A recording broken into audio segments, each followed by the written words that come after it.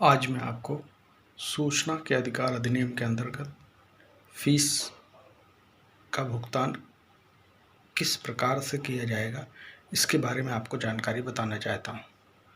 सूचना का अधिकार अधिनियम 2005 के अंतर्गत हम किन्हीं भी सरकारी उपक्रमों या सरकार से वित्त पोषित जो संस्थान हैं उनसे जानकारी प्राप्त कर सकते हैं, जिसके लिए हमको सूचना के अधिकार अधिनियम की धारा 6 के अंतर्गत आवेदन प्रस्तुत करना होता है।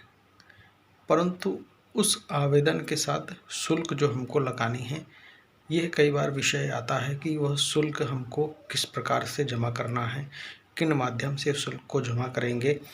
ये एक बहुत अहम जानकारी है, क्योंकि राज्य सरकार में शुल्क का प्रावधान और केंद्रीय कार्यालयों में शुल्क का प्रावधान में थोड़ा सा एक भिन्नता है।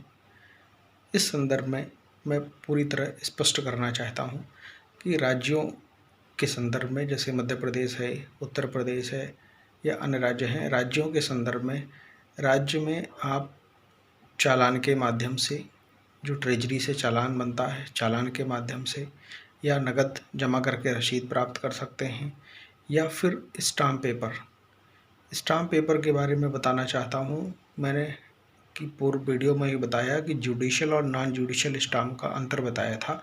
तो जो यहाँ स्टाम्प लगना है वह नॉन जुडिशियल स्टाम्प लगना है।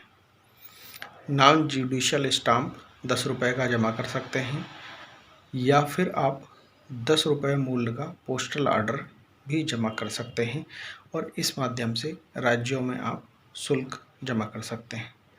परंतु जो केंद्र के कार्यालय हैं, केंद्र सरकार के जो कार्यालय हैं, उन सब में अगर आपने इन माध्यम से नॉन जुडिशियल स्टाम्प के माध्यम से अगर शुल्क जमा किया है तो वो अस्वीकार कर देंगे, क्योंकि नॉन जुडिशियल स्टाम्प राज्य सरकार के द्वारा जारी की गई स्टाम्प है, जो कि केंद्र में मान्य नहीं होगा वह स्टाम्प। इसलिए चूँकि वो राशि केंद्र सरकार के उसमें नहीं जा पाएगी, इसके लिए आपको 10 रुपये मूल्य का पोस्टल ऑर्डर जो पोस्ट ऑफिस से प्राप्त होता है, वो 10 रुपये मूल्य का पोस्टल ऑर्डर साथ में संलग्न करना पड़ेगा। उस 10 रुपये मूल्य के पोस्टल ऑर्डर को आप साथ में लगा करके केंद्रीय कार्यालयों में जानकारी प्राप्त कर सकते हैं।